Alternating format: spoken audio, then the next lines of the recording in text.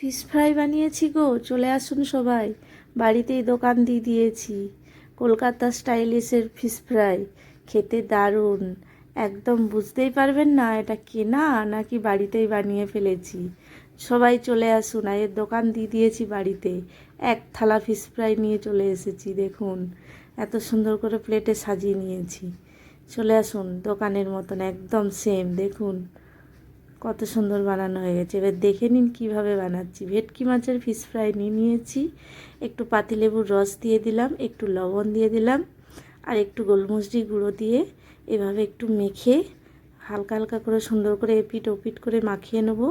মাখিয়ে নিয়ে 10 মিনিট রেখে দেবো। এইভাবেই 10 মিনিট রেখে দেবো। এইভাবেই খেতে কিন্তু দারুণ। ভেটকি মাছের সব কিছুই দেখবেন রান্না ভালো লাগে খেতে। আর এই যে পেঁয়াজ, ধনেপাতা, কাঁচা লঙ্কা নিয়ে নিয়েছি। পুদিনা পাতা পাইনি বাজারে আমি, তাই নিয়ে নিয়েছি। আদা রসুন পেস্ট নিয়ে নিয়েছি, যেহেতু আমার আদা রসুন পেস্ট ছিল ওই জন্য আদা রসুন পেস্ট নিয়েছি। নাহলে আপনারা আদা রসুন গোটা নিয়েও এইভাবে পেস্ট করে নেবেন। এই দেখুন কাঁচা লঙ্কা, আর এই 5-6টা কাঁচা লঙ্কা, আদা রসুন পেস্টটাও দিয়ে দিলাম। আর এইভাবে দিয়ে দিচ্ছি একটা একটা করে, দেখে নিন কীভাবে বানাচ্ছি একদম বাড়িতে কলকাতা স্টাইলিশের একদম। জিরের গুঁড়ো নিয়ে নিয়েছি। জিরের গুঁড়ো এই 1 থেকে 1.5 চামচ নেবেন। 1 চামচ তোমার গোলমরিচের গুঁড়ো নিয়ে নিয়েছি, একটু লবণ নিয়ে নিয়েছি, আর নিয়ে নিয়েছি গরম মশলা 1 চামচ। এগুলো দিয়ে দিলাম আর এইভাবে পেস্ট করে নিলাম। দেখুন ওই মিক্সিতে পেস্টটার মধ্যে দিয়ে দিলাম 2 চামচ ময়দা, আর দিয়ে দিয়েছি 1 থেকে 1.5 চামচ কর্নফ্লাওয়ার, আর একটা ডিম দিয়ে চামচ দিয়ে এভাবে মেখে নিচ্ছি। মেখে নেওয়ার পরে মাছগুলোর মধ্যে এই দেখুন মেখে নিয়েছি। মেখে নেওয়ার পরে মাছগুলোর মধ্যে ঢেলে নিয়ে এইভাবে মাখিয়ে 20 থেকে 30 মিনিট মাখিয়ে ফ্রিজের মধ্যে রেখে দেবেন। 20 থেকে 30 মিনিট এইভাবে রেখে দেবেন।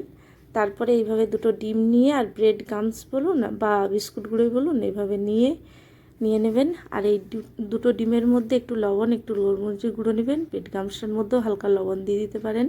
এবারে কোট করে নিচ্ছি, দেখুন কেমন করে, খুব সুন্দর করে দেখুন। একবার ওই মশলা মাখা মাছটা নিয়ে একবার কোট করে নিচ্ছি প্রথমে এইভাবে, তারপরে ডিমের গলাতে ডুবিয়ে এইভাবে আবার একবার কোট করে নেব। তাহলে ডবল কোট হয়ে গেল। ডবল কোট হলে কি হয়, খেতে ভালো লাগে, আর ভিতরে বেশ মাছটাও ভালো হয়, সফট হয়। আর কোটটাও খুব সুন্দর না হলে দেখবেন খেতে ভালো লাগে না।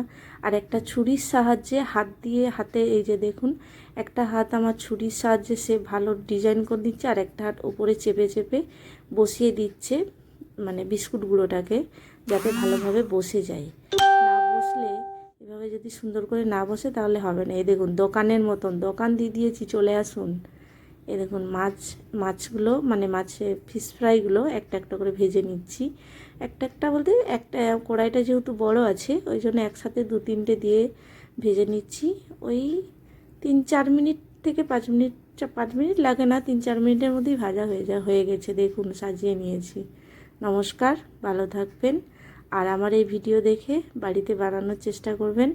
আর সত্যিই খুব সুন্দর খেতে লাগে, একদম কলকাতার মতন। কলকাতাতে দোকানে রেস্টুরেন্টে যেসব খেতে লাগে সেরকমই। আর ভালো থাকবেন, নমস্কার। দেখুন মাছটা সুন্দর।